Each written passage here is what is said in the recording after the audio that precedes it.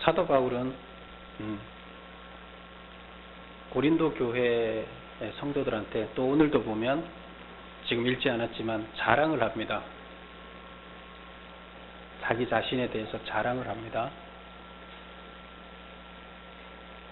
무슨 자랑을 하느냐? 성경 이 앞쪽에 보면 하나님 앞에 우리 여기를 한번 볼까요?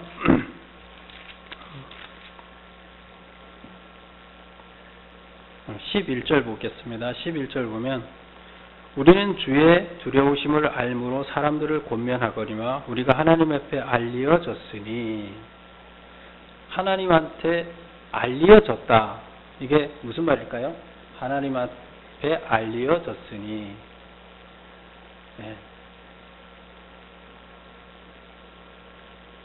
하나님이 내 마음을 안다는 얘기예요.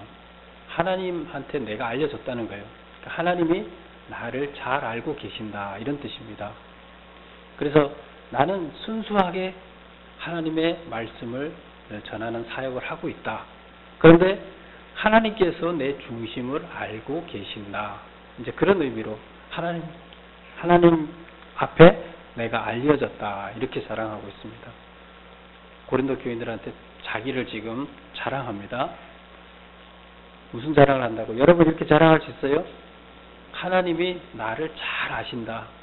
하나님이 내가 하고 있는 것에 대해서 옳다고 생각하시고 그거를 기뻐하시고 그걸 잘 알고 계시다. 이렇게 여러분들은 자신 있게 사람들한테 자랑할 수 있습니까? 사도 바울은 지금 그거를 자랑하고 있어요. 하나님이 나를 아신다. 이렇게 자랑하고 있어요. 그 다음에 또 자랑을 하는데 뭘 자랑을 하느냐? 나는 하나님 사역을 할 때 오로지 하나님의 영광을 위해서 일을 하고 또 고린도 교회 교인들에게 복음을 전하기 위해서 일을 하는데 이때 미친 사람이라고 사람들이 나를 미친 사람이라고 얘기할 정도로 나는 열심히 했다. 사람들이 나보고 미쳤다 그런다는 거예요. 그럴 정도로 나는 열심히 했다. 이렇게 자랑을 합니다. 여러분 이렇게 자랑할 수 있어요? 사도 바울처럼 나는 열심히 했다. 다른 사람들이 날 보고 미쳤다고 할 정도로 나는 열심히 했습니다. 그리고 또 한 가지 더 자랑을 해요. 뭘 자랑하느냐? 나는 어떤 일을 하든지 나의 이익을 위해서 일하지 않았다. 나의 이익을 위해서 일하지 않고 뭘 위해서 일했느냐? 그리스도의 사랑에 이끌려서 행했다. 이렇게 얘기를 합니다. 그리스도의 사랑에 이끌려서 행했다가 무슨 말일까요? 사랑에 이끌려서 행했다.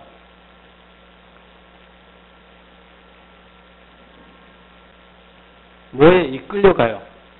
뭐에 이끌려가냐? 하나님의 사랑에 이끌려가요. 그 사랑 때문에 하나님의 사랑이 느껴져요. 예수님의 사랑이 느껴져요. 그래서 그 사랑 때문에 내가 가만히 있을 수 없는 거예요. 누가 나한테 너무 잘해줘요. 너무 잘해주는데 거기에 대해서 모른 채 할 수 있습니까? 너무 감사한데 그러면 감사한 표현을 하게 되잖아요. 자기도 모르게. 결국 내가 열심히 한 것은 나의 이익을 위하지 않고 하나님께서 나한테 하나님의 사랑이 나를 감동케 해서 내가 그 사랑에 응답하는 마음으로 사역을 했다. 이렇게 얘기를 합니다. 그래서 이것이 여러분 그 2번에 제가 그 메모한 것부터 얘기를 하고 있습니다. 2번에 있는 이야기입니다. 사역에 대해서 뭘 자랑하고 있습니까? 이런 걸 자랑하고 있어요. 고린도 교인들한테. 그런데 자랑하는 이유가 뭘까요? 3번에 있습니다. 바울이 자신의 사역을 자랑하는 이유는 뭐냐?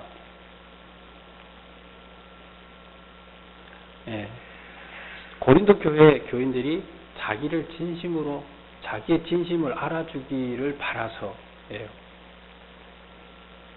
지금 고린도 교회에서는 사도 바울을 반대하는 세력과 사도 바울을 따르는 세력 둘로 나눠져 있습니다. 근데 대부분은 사도 바울을 따르지만 그러나 거짓 선지자들이 와서 지금 그 교회를 뒤집어 놓고 있어요. 여러 가지 문제들로 인해서 사도 바울에 대해서 부정적으로 보는 세력들이 점점 늘어가고 있고 사도 바울이 떨어져 있으니까 그 사람들은 거기 있으면서 모함을 하니까 자꾸 세력이 확장이 되는 거죠. 근데 거기에 대해서 편지를 써서 얘기를 하고 있는 거죠. 그래서 고린도 교인들이 사도 바울에 대해서 잘못 알고 있는데 사도 바울의 진심을 좀 제대로 알기를 바라서 하나님의 말씀을 바르게 전하는 사람을 이단이라고 몰아갈 때 그랬을 때 많은 사람들이 결국에 진실을 이단으로 알고 이단을 진실로 알고 쫓아가면 안 되잖아요. 그래서 사도 바울은 나는 진실하게 하나님의 사역을 하고 있으니까 나를 쫓아라. 이제 이 얘기입니다. 나의 진실을 알아줬으면 한다. 그게 이제 자랑하는 이유다. 그 이유를 써요. 나는 이렇게 자랑한다. 자랑하는 건 뭐예요? 결국 내가 이렇게 사역을 하고 있다는 얘기를 하고 있어요. 그렇게 자기의 자랑을 하면서 하는 이유가 두 번째로 보면 진실하지 않은 설교자들에 대항하도록 하기 위해서다. 사도 바울이 올바른 사역자인 것을 알기를 바라는 마음이 첫째였고 두 번째는 진실하지 않은 설교자를 대항하도록 하기 위해서다. 이렇게 얘기를 하고 있습니다. 진실하지 않은 사역자, 이게 거짓 선지자죠. 지금 예루살렘에서 와서 자기네들은 추천서를 갖고 와서 추천서까지 받고 왔는데 사도 바울은 가짜고 우리는 진짜다. 우리 말이 맞다. 이렇게 얘기를 하면서 거짓 율법이 구원을 이룬다. 율법만 지키면 구원 받는다. 뭐 이런 중심에 그래서 율법 중심으로 자꾸 얘기를 하는 이런 사람들입니다. 그래서 이것을 우리는 유대주의자라 그랬죠. 그래서 유대주의자들이 여기 보면 이렇게 됐습니다. 바울의 사역이 바르고 성실하다는 것을 인정하고 바울의 가르침을 자랑스러워하며 따르게 된다면 결국 그 자체가 거짓 선교사들의 가르침을 대항하는 무기가 되기 때문이다. 바울이 자기가 맞다고 자꾸 주장을 해야 되는 이유는 바울을 따른다 그러면 거짓 선지자를 안 따르게 되는 거죠. 그래서 결국 자기가 왜 자기가 하는 일을 옳다고 얘기하고 피하를 하냐 하면 그렇게 해서 바로 알아서 바른 것이 뭔지를 깨달아야 되기 때문에요. 그리고 사도 바울을 따르게 되면 결국 거짓 선지자들을 대항하는 무기가 된다. 따르는 것 그 자체가. 그래서 사도 바울은 자기 자신이 사역을 어떻게 하고 있는지에 대해서 진실하게 자기를 피하라고 있습니다. 그리고 앞쪽에 이제 5장 앞쪽에 보면 무슨 말을 하고 있냐면 지난주에 우리가 겉사람과 속사람에 대해서 마지막에 이야기를 했었어요. 기억나세요? 겉사람과 속사람. 겉사람은 우리 인간들이 바라보는 우리 인간들의 눈으로 보여지는 사람. 이게 겉사람이에요. 그런데 속사람은 하나님이 보는 나. 이게 속사람이라 그랬죠. 어느 게 중요하다 그랬어요? 속사람이 중요합니까? 겉사람이 중요합니까? 다 중요한 거죠. 겉사람이 없으면 하나님은 거기에 속사람을 주질 않습니다. 겉사람이 있기 때문에 하나님은 거기에 속사람을 넣어주는 거고 그런데 결국에는 나중에 가서 평가를 받을 때는 뭘로 평가받는다 그랬어요? 겉사람으로 평가받습니까? 속사람으로 평가받습니까? 속사람으로 평가받습니다. 우리 중심. 우리 눈으로 봤을 때는 인물 잘생겼어요.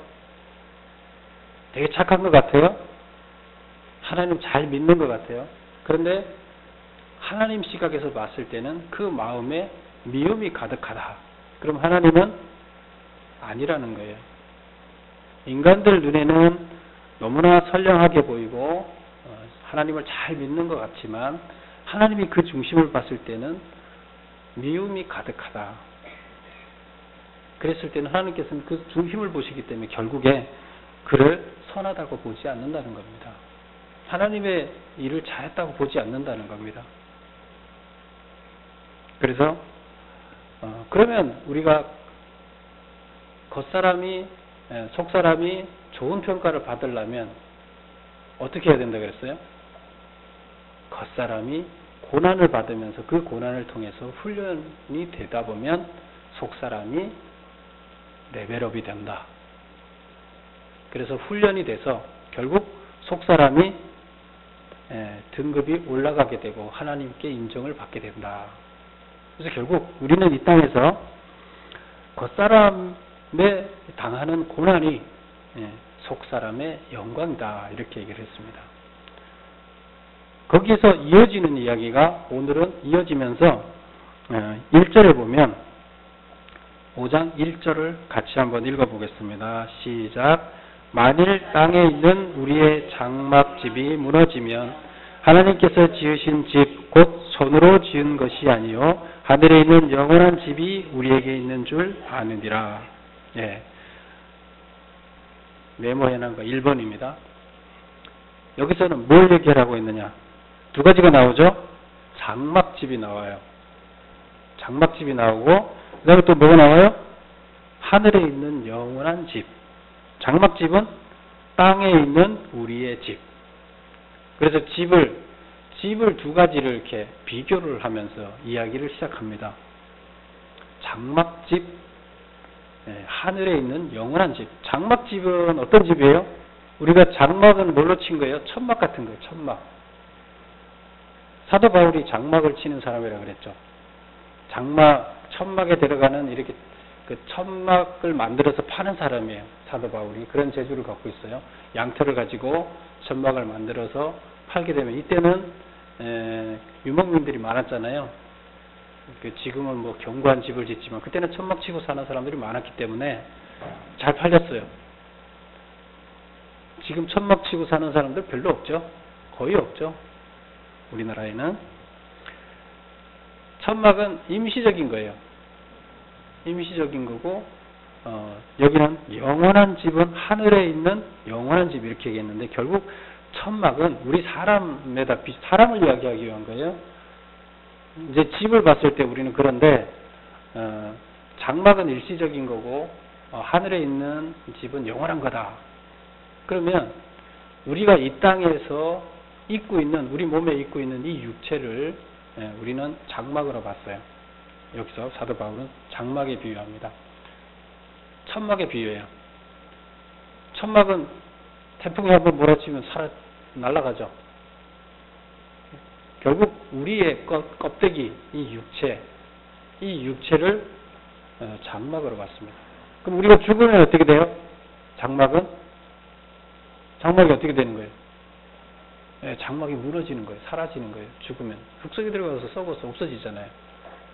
그래서 장막이 무너진다. 죽으면 장막이 무너진다 그랬어요.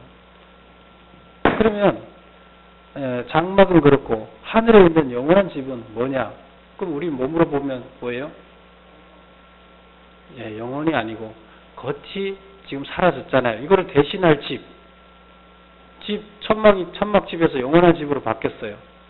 우리 집이 바뀌는 거예요. 우리가 지금 보고 있는 이 육체는 장막인데 우리가 죽으면 어떻게 되느냐? 영원한 육체를 입습니다. 그걸 뭐라 그러죠? 부활한다 그러죠. 부활은 뭐가 부활하는 거라 그랬어요? 영이 부활하는 거예요? 육체가 부활하는 거예요? 예수님이 뭐가 부활했어요? 부활할 때? 육체가 부활하는 겁니다. 그래서 부활은 육체를 얘기하는 거지 영을 얘기하는 것이 아니에요. 영은 영원히 죽지 않아요. 다시 부활이 없죠. 죽지 않는데. 죽기 때문에 다시 부활이 있는 거예요. 여기서 우리의 육체는 죽는다. 장막은 무너진다. 일시적인 것이다. 그러나 다시 우리가 있는 부활의 육체는 영원한 것이라는 거예요. 그걸 얘기하려고 그런 겁니다. 지금 이 땅에서 우리가 태어날 때 입었던 우리의 육체는 일시적인 것이다. 그러나 우리가 죽으면 사라지지만 죽어서 다시 우리가 입는 육체, 부활의 육체, 부활의 육체는 영원한 것이다. 이렇게 얘기를 하고 있습니다. 부활의 육체하고 영하고 같은 거예요? 틀린 거예요?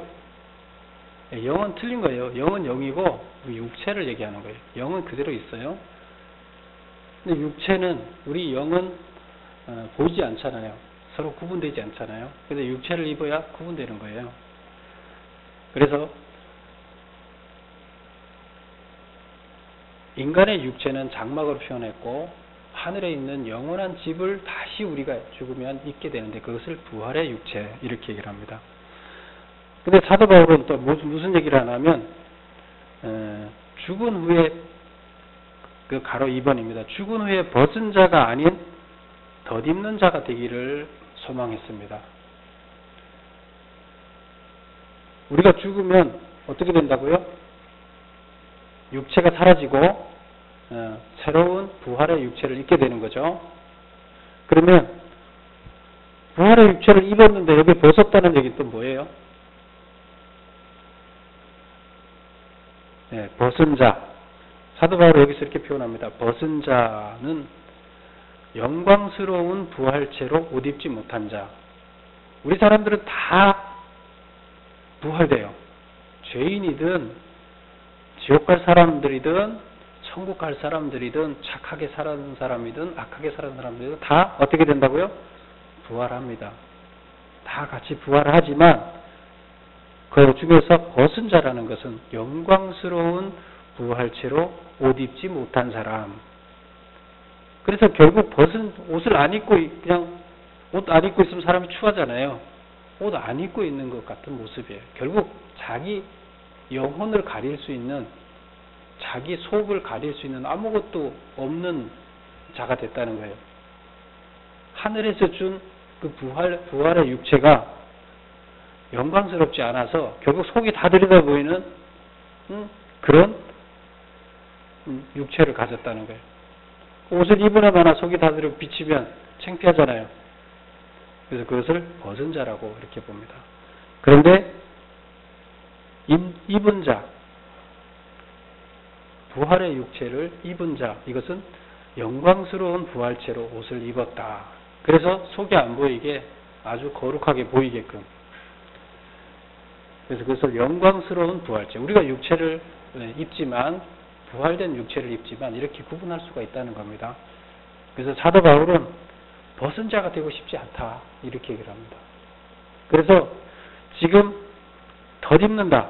우리가 이 땅에서 육체를 갖고 있는데 이 위에다가 덧입어서 장막이 넘어지지 않게 뭐 이런 데다 코팅을 하면 이 안에 물을 칠해도 괜찮잖아요. 이렇듯이 이 땅에 갖고 있던 이 육체 위에 덧입히는 것처럼 그렇게 견고하게 그런 옷을 입고 싶다. 이제 이렇게 얘기를 합니다. 그리고 이 영원한 집, 부활된 육체를 얘기하는 거죠. 부활된 육체는 하나님이 우리를 위해서 준비해 두신 것이며 그 보증으로 성령을 보내셨다. 그래서 우리는 모두 다 부활된 육체를 입게 되는데 그것은 하나님께서 준비하신 거예요. 그리고 반드시 우리는 부활한다는 것을 부활해서 그걸 보증하기 위해서 성령을 보내셨다. 이렇게 표현을 하고 있습니다. 그래서 사도 바울은 죽음이 두렵지 않다. 하늘에 있는 영원한 집에서 주님과 함께 살 수 있기 때문에 지금 여기서 사는 것도 좋고 죽어서 하나님과 함께 사는 것도 좋다. 부활한 육체를 입고 하나님과 같이 거기서 이제 하나님과 같은 차원에서 구하는 거예요. 그러니까 나는 죽어도 하나님과 같이 있으니까 좋고 이 땅에서는 이 땅에서 있는 대로 좋고 어느 게 더 좋을까? 어느 게 더 좋을까는 중요하지 않아요.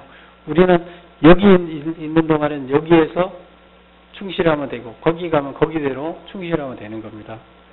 그 결정은 여기 있을 것인지 저기 있어야 될 것인지 하나님께서 결정하시는 거기 때문에 우리는 그냥 있는 곳에서 하면 돼요. 그래서 사도 바울은 두렵지 않다 이렇게 얘기를 하고 있습니다. 삶의 목적은 항상 주님을 기쁘게 해드리는 것이다. 그래서 이 땅에서 육체를 가지고 살 때나 그 다음에 육체를 떠나서 하늘에서 주님께서 주시는 그 부활의 육체를 입고 주님과 같이 살 때나 우리는 항상 우리의 삶의 목적은 주님을 기쁘게 하는 것이다. 하나님께 영광을 드리는 거라는 거죠. 결국 우리의 삶 자체가 하나님 보시기에 기쁨이 되는 거예요. 그것이 우리의 삶의 목표여야 된다는 겁니다. 우리가 무슨 일을 하든지 하나님께 보시기에 기쁨이 되어야 된다는 겁니다. 이렇게 부모들한테 자식이 가장 기쁨이 되는 게 뭘까요? 물론 뭐 요즘 명절 때 되면 뭘 주면 좋아하죠? 네, 1번 돈 보내라 그러고 문자로 보내더라고요.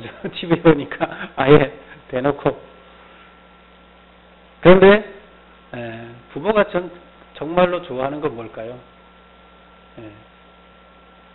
부모가 봤을 때 뿌듯하게 뭐 돈을 많이 벌지 않더라도 그가 자기 할 일을 찾아서 성실하게 하게 되면 부모가 기쁩니다. 그래서 그런 모습을 보여주는 삶, 그것이 부모를 기쁘게 하고 똑같습니다. 결국 우리가 하나님을 기쁘게 하는 삶을 살아야 된다 하는 겁니다. 장차 우리는 그리스도 앞에 선다는 얘기입니다. 다 그리스도 앞에 섭니다. 죽으면. 그럼 우리 예수님 믿는 사람들은 그리스도 앞에 안 서고 심판 안 받지 않나요? 다 받습니다. 장차 우리는 그리스도 앞에 다 섭니다. 그래서 그 앞에 서면 살아온 모습이 그분 앞에 숨김없이 다 드러납니다. 뭐 우리가 과거에 어떻게 살았는지를 알려면 비디오를 싹 찍어놨다 다 돌려보면 태어날 때부터 죽을 때까지 어떻게 살았는지 비디오를 싹 돌리면 다 알겠죠. 뭐 했는지. 근데 그 비디오는 무슨 비디오느냐? 세상에서 이렇게 우리가 육체적으로 행한 비디오도 있겠지만 우리 마음속에서 뭘 생각하고 있는지 하나님은 그 비디오를 다 돌려보실 수 있다는 거죠. 왜? 하나님은 중심을 보시는 분이기 때문에. 그래서 결국 심판은 우리들의 마음에 행하는 것도 중요하지만 우리들의 마음에서 어떤 마음의 상태로 행했느냐 이런 것이 중요합니다. 그래서 땅에서 육체가 행한 대로 보상을 받는다. 선한 행위에는 상으로 악한 것은 벌로 받는다. 심판의 결과 선인은 영광스러운 부활체로 옷 입고 악인은 영광스럽지 못한 부활체로 옷을 입는다. 지금 결국에 뭘 얘기를 하려고 하나 하면 우리가 부활했을 때 영광스럽지 못한 옷을 입는다는 얘기는 뭐예요? 결국 지옥 갈 옷을 입는다는 얘기예요. 영광스러운 옷을 입는다는 것은 하나님하고 같이 있을 옷을 입는다는 겁니다. 그건 영광스러운 옷이에요. 그래서 우리가 육체, 우리 겉으로 드러난 이 육체가 하늘나라에 가서 부활한 육체로 될 때 사도 바울은 결론적으로 얘기하는 것은 뭐냐? 거룩한 영광스러운 부활의 육체를 우리가 덧입어야 된다. 이런 얘기를 하는 겁니다. 결국 그 얘기는 뭐냐? 구원받아야 된다는 얘기입니다. 그러면서 이제 오늘 읽은 이야기 화목하게 하는 것에 대해서 이야기를 합니다. 여러분 구원이라는 게 뭐예요? 구원은 죄의 문제를 해결하는 게 구원이에요. 죄가 사라지게 되면 나한테 죄가 있기 때문에 감옥에 가는 거잖아요. 죄가 해결되게 되면 감옥에 안 가요. 그럼 구원받은 거예요. 그럼 죄의 문제, 우리는 죄를 안 짓고 살 수가 없는 존재예요. 그럼 스스로 죄의 문제를 해결할 수도 없어요. 그럼 죄라는 건 뭐예요?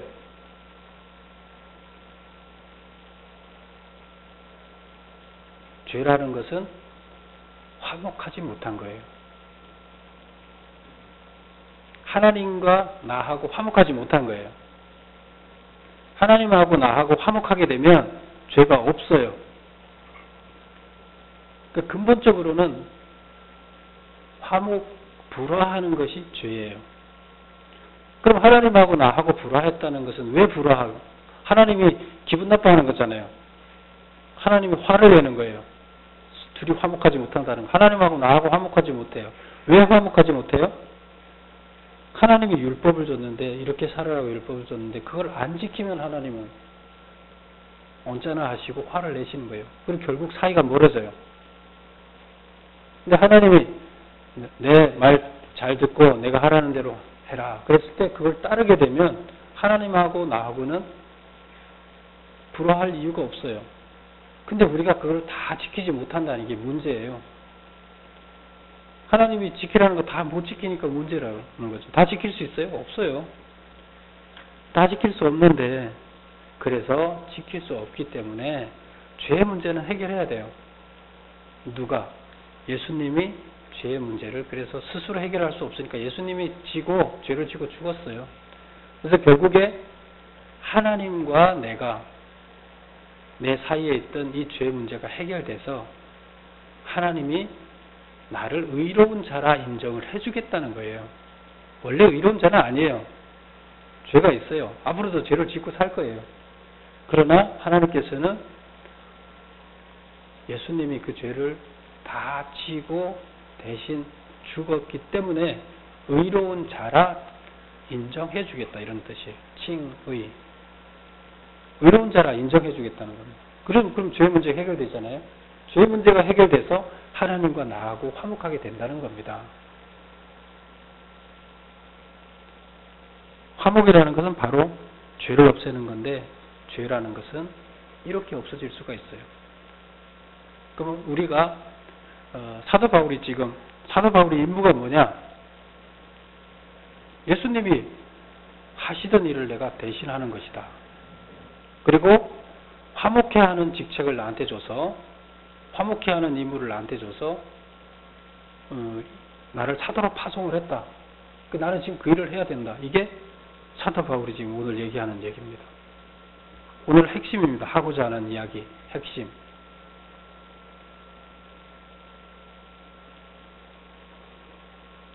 사도 바울이 내 임무는 화목해 하는 것이다, 이 얘기를 하고 있습니다. 그러면 사도 바울이 화목해 하는 것인데 사도가 그렇습니까? 결국 선택받은 성도는 사도와 똑같은 거예요. 결국 우리는 파송받은 거예요. 무슨 파송? 예수님께서 하시던 일을, 예수님 지금 안 계시잖아요. 그걸 우리가 대신하는 일을 맡은 겁니다. 그래서 우리의 죄의 문제가 해결되고 하나님이 우리를 의로운 자라 칭하게 되면 우리는 새로운 피조물이 된다고 얘기를 합니다. 그 새로운 피조물 4번에 있습니다. 바울이 말하는 새로운 피조물, 예수를 믿고 구원받아 새 삶을 누리는 사람입니다. 그 죄의 종에서 해방되고 의롭다함을 받은 사람입니다. 우리는 죄로부터 해방이 되는 거예요. 그리고 하나님이 의롭다 하고, 그렇게 되면서 자기 중심의 삶을 살던 데서 그리스도, 예수님 중심의, 하나님 중심의 삶을 살아갑니다. 그리고 성령의 열매를 맺게 됩니다. 이것이 이제 새로운 피조물인데 결국 뭐예요? 사람이 바뀌었다는 거예요. 옛날에 죄짓고 살던 삶에서 이제 하나님 뜻대로 사는 사람으로 바뀌었다는 겁니다. 그래서 새로운 피조물, 내가 처음에 태어났을 때 그 사람이 아니라 내 마음에 결단하고 새롭게 살기로 작정하고 살아가는 새로운 사람이 됐다는 겁니다. 이것이 새로운 피조물입니다. 그러면 이 새로운 피조물이 된 우리들은 사도 바울도 마찬가지고 성도들도 마찬가지고 뭘 해야 되느냐? 하나님께서 주신 사명이 세상 사람들이 하나님과 화해하는 일들을 맡겼다 그랬습니다. 결국 우리는 지금 하나님과 화해가 됐어요. 어떻게 됐어요? 예수님을 믿으면서 화해가 됐는데 세상 사람들도 우리처럼 그 일을 하나님과 화목할 수 있게끔 하는 일을 우리가 계속 해야 된다. 사도 바울은 지금 그 일을 하고 있는데 여러분도 그 일을 해야 됩니다 하고 얘기를 합니다. 그리고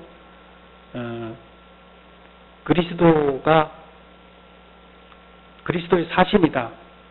예수님이 자기가 하던 일을 지금은 못하니까 대신 보내서 그 일을 하게 했다. 그래서 마지막에 보면 성도들은 하나님의 명령과 그리스도의 본을 따라 서로 간의 화목을 이루어야 한다. 이렇게 얘기를 하고 있습니다. 하나님께서는 하나님의 명령과 그리스도의 본을 따라 화목하라. 서로 간에 화목을 하라는 거예요. 서로 간에 화목하는 모습을, 교인들 간에 화목하는 모습을 보여야 된다는 거예요. 그리고 불신자들한테도 화목하라고 얘기를 해야 됩니다. 결국에 우리가 변화된 삶을 산다는 것, 또 지금 우리가 거룩한 부활된 육체를, 영광스러운 육체를 입는다는 것은 뭐냐? 화목하는 겁니다. 누구랑 화목하는 거예요? 하나님과 화목하는 거고, 하나님은 그 전에 하나님과 화목하는 전제 조건이 사랑과 화목을 하게 하십니다. 그래서 사랑과 화목하지 않으면 안 된다고 얘기를 하고 있습니다.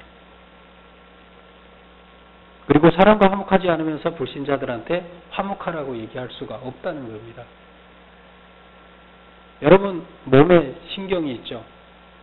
몸에 신경이 있는데, 신경이 어딘가가 피가 이렇게 온 몸으로 공급이 되는데 어디가 한 군데 막히게 되면 피가 공급되지 않죠. 그렇게 되면 장애자가 됩니다. 팔에 공급되지 않으면 팔이 마비가 오는 거고, 다리, 뇌, 이제 푹 맞았다, 이런 것들이 다 그거거든요. 화목하지 않다는 것은 결국 그 신경 중에 어디가 막혀서 병들었다는 겁니다.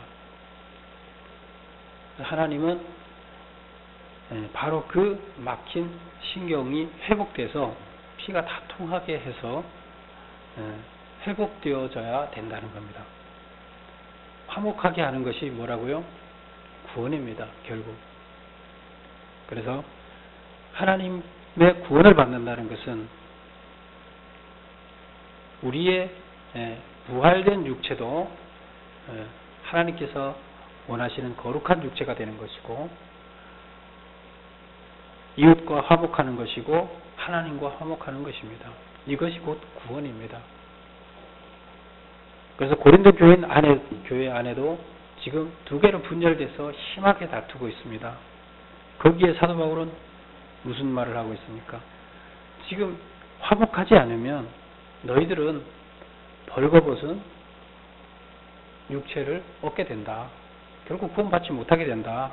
지금 이 교회 안에 이 분열의 문제 이거 해결해야 된다. 그걸 얘기를 하고 있습니다. 이렇게 간다 그러면 고린도 교회 안에 아무도 구원받지 못한다. 너희들이 두 개로 나눠서 계속 싸우면 안 된다. 그 메시지가 이 안에 담겨 있습니다.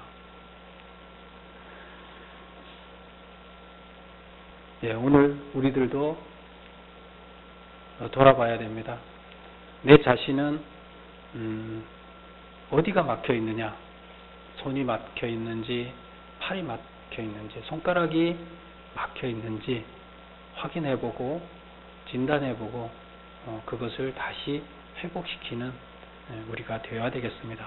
그랬을 때 우리는 우리가 죽었을 때 거룩한 육체를 입을 수 있다.